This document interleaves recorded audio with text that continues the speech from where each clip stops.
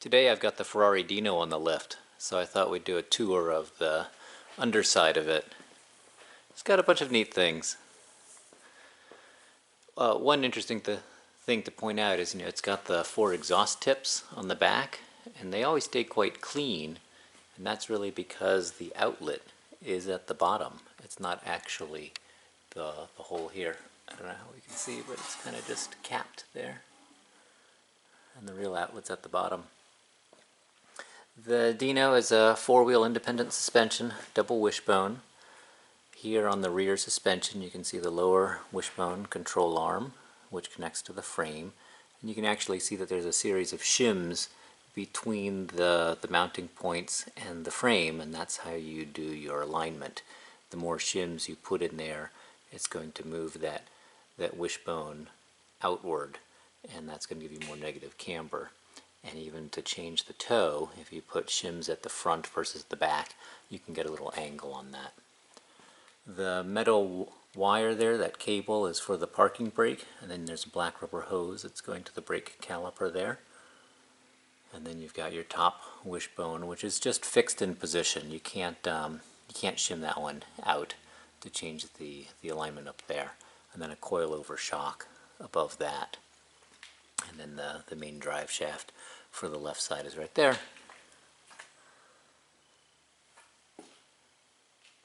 It's it's mid-engine, and so the transmission's in the back. Apparently a lot of people confuse which drain plug to drain the oil from. Because actually the engine oil, the front one, it actually says on there, it says olio motore, so that's the oil for the motor. And then this rear one is the olio cambio, and that must be transmission in Italian. And then there's actually a third drain plug kind of right back here, and that's for the clutch. It's a wet clutch. Next to it you've got your fuel filter, which is real easy to get to, and you can kind of see that the steel frame is kind of an oval tube. There's this heat shield on the back here. This is actually for the headers on the rear bank, and you can see that above it, or kind of behind it, is this pulley system, and that's actually the parking brake cable system. Looks a little bit like an afterthought, but I think they just had to make something work. It has about the skinniest sway bar I've ever seen on a car. I guess it does contribute a little bit. And looking forward of the engine, this crossover pipe here is for the fuel tanks. There's a left tank, that kind of silvery thing right there in the end in front of the wheel, and then there's one over on this side. So the fuel pickup is on this side only, and there's this crossover pipe to let the gas go into both to equalize. And it's kind of interesting. This whole car is kind of an exercise in afterthoughts. They built the frame, they had an idea, hey, let's put this engine here, it'll make the handling really good, and let's put the fuel tanks on either side to keep the weight low and to distribute it left and right. And they have this crossover pipe, and then someone realized, gee, that crossover pipe is really close to the exhaust header on the front bank. So like, well, let's just make a little metal, little stainless steel heat shield right there, and just kind of bolt it in place. So it's funny seeing that kind of different fabrication techniques as they had to come up with different fixes for things. It's like a fix on top of a fix on top of a fix. And above it you can see the pipes going to the radiator in the front. Those pipes are right there, and they go all the way up the frame rail to the front of the car. The gear shifter comes out of the passenger compartment right here. You can see the rubber bellows on it, rubber boot on it, and this shaft just goes straight back through actually the bottom of the engine and into the transmission. And then the little black cable here is your throttle cable. It kind of goes up by the gas tank and up to the carburetor. And then this wire, this cable here that's coming out of this little pulley, this is for your clutch, and it's actually going to kind of a linkage system. So it pulls on this bell crank, and then this bell crank pulls on the lever, and that lever is actually goes into the clutch housing there. So again, there's the lever, there's your bell crank, and then that's the cable going forward to the clutch.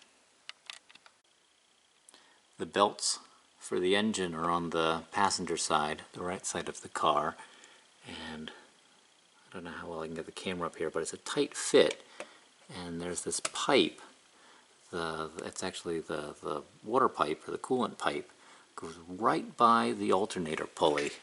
I don't know if I can get a camera angle to show how close that is, but it's like 1/8 of an inch away, which is pretty, pretty close, because the engine's going to move a little bit under torque, or shift, or weight, things like that. I guess really the torque's going to make it tilt forward and backwards, but it can still shift a little bit.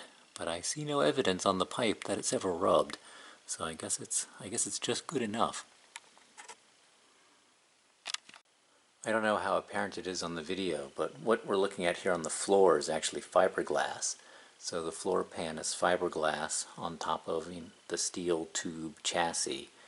And then kind of the front part of the cockpit actually has an aluminum pan under it to protect the fiberglass a little bit. And you can see this car has had some whether it's either run over some stuff, or it looks like there may have been some improper jacking on a lift at some point, because there are a few puncture marks in that aluminum.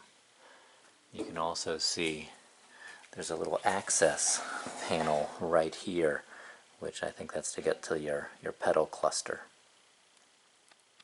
And we come all the way forward, so in front of the pedal box we see our coolant pipes emerging. So one goes to the radiator and one comes back, and then the little offshoot pipe is to an overflow. You've got your brake system here. There's actually a wire that's unplugged, and that's to like a pressure warning light, or brake system failure warning light in the dashboard. Then you've got this kind of canister looking thing. That's a proportioning valve, so you can have less braking pressure go to the rear of the car. You've got your steering rack up here. It's of course all manual steering. Just it's kind of right behind that pipe there. That's kind of a shot of it, of the steering rack.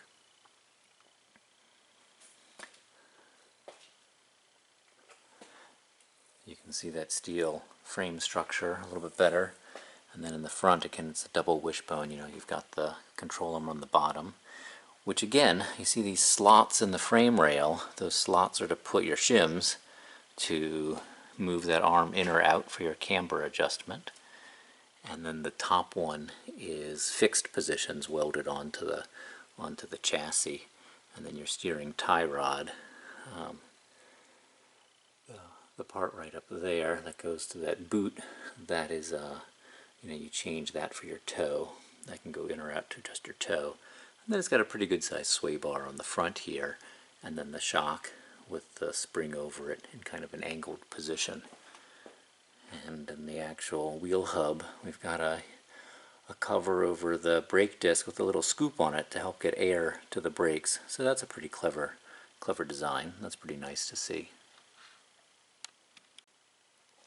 That brake scoop is actually getting its air from, there's a hole here in the fender. See that hole there?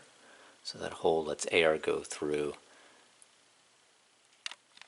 At the front of the car we have our famous Ferrari air horns and two fans on in front of the AC condenser, and then the radiator is right behind that condenser. You can see the headlights in their down position, and there's two little holes on either side, and that's for air going to the brake ducts. But I'm going to try to get the light to shine in there. I don't know if this is going to pick it up, but if you look closely, you actually see a squirrel cage fan. There we go. You can see a squirrel cage fan on an electric motor. So that's actually to help move air from the front of the car to those holes to the brakes. This is the only car I know of that actually has powered fans in use to try to get air to the brake system.